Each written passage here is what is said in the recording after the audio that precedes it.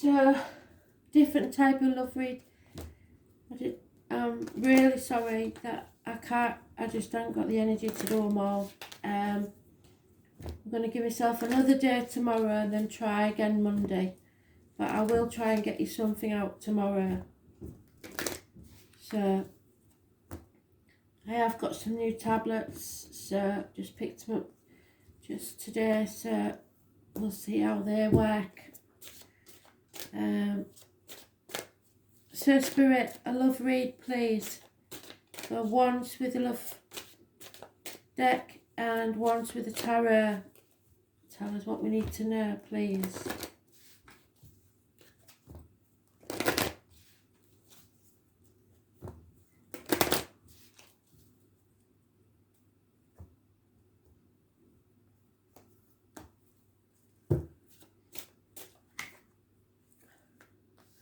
So this is about true love. This is a romance of a lifetime. You cannot control people. They are not objects to be owned.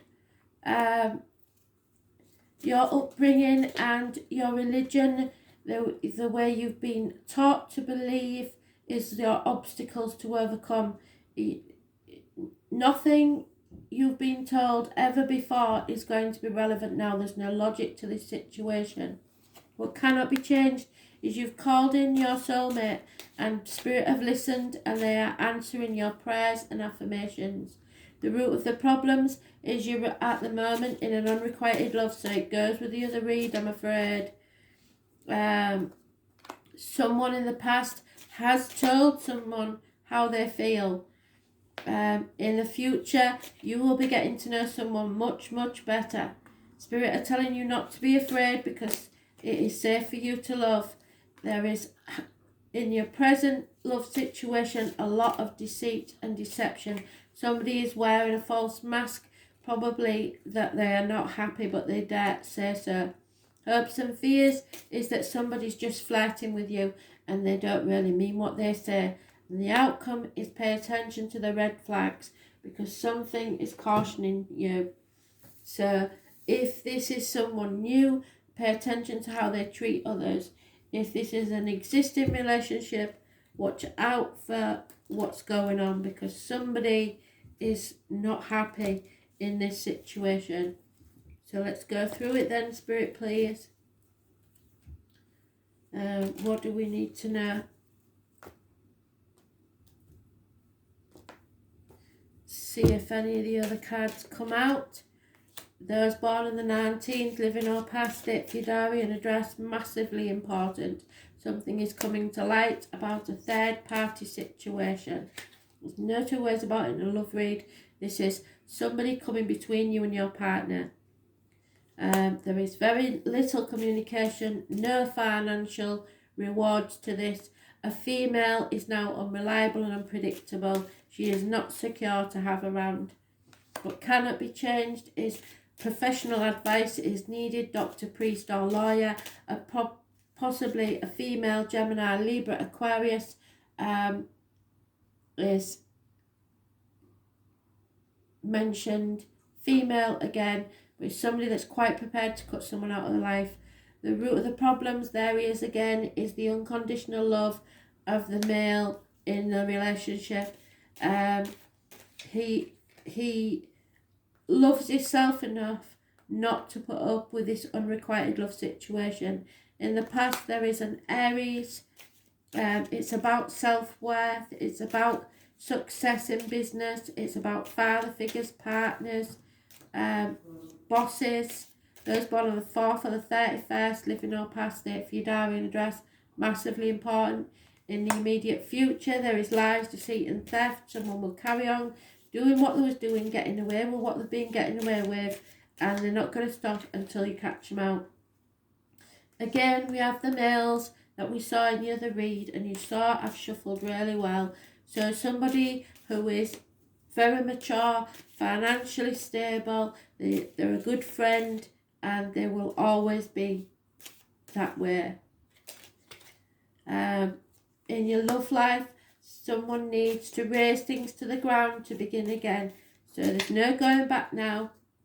Hopes and fears, there is the loss of a home, a family, no celebration, no wedding, and the outcome will be, and we've had all but the King and Queen of Wands now. We had the King of Wands, but we haven't had the Queen. Again, you are protected. Archangel Michael, advice is needed on both sides, and it's professional advice. Doctors, lawyers, priests. It is a Gemini, Libra, Aquarius, older male, mature, or it's clarity of thought, being able to think things through and understand that you are both not happy. This can't go on any longer. You need to get professional advice. You need to sort this out and cut the ties between yourselves, I'm afraid. So, what in this situation do we need to know, Spirit, please? Just one card, and then I'm going to call it a day, because really are... right, yeah. So, the only person missing in this deck is the Queen of Wands. She wasn't in the last one. She isn't in this one. Wishes and dreams can only come true. Freedom, like I said, if you make that decision of opening the Pandora's box. It's about groups and the wider society, and the end to a home or family life as you knew it. Sorry, I wouldn't have done it if I'd known it was going to be so down, but some of you need to know this. So if you're worrying about a breakup, I suggest you talk to your partner honestly, because I think they feel exactly the same as you do. And this could be settled amicably if you have the courage to face this head on. It doesn't always have to be messy separations. Yeah, because you are seeing a mirror of what you feel. The person you're with feels exactly the same. I've got a feeling. Yeah, trust that little niggle. So when the mirror, I'll read them both to you anyway, because I don't like to not read it in case I miss some things that you need to know. So the filter of your experiences through your life are what you're projecting. When someone reminds you of an unhealed experience, you get triggered. Often it's an unconscious thing. People and situations can trigger our mirrors to reflect back to us what we believe to be true. Mirrors pointing to our shadows and our lights, so the bad things in us and the good things in us. Mirrors revealing parts of us that are yet to be accepted, so some things you know wouldn't be accepted if you revealed it. This card is guiding you to look closely at what experiences or people are currently triggering in you and what they could be mirroring back to you. So what is it that's wrong with you that's making you bite? When have you felt like this before? Because you probably have. Could there be opportunities to heal something in you, or are they shining a light on something that longs to be witnessed? So you want to be yourself. This goes for the good and the bad. The good, those who we admire. So pretty much we knock people down either because we feel that they're better than us or because we feel that they're less than us. But we have to admit that somewhere in us we recognise we could be in those shoes if we wanted to. If you don't realise that they are triggering something in you, it is still yet to be healed. And you will remain stuck and hurt and wounded yourself if you don't.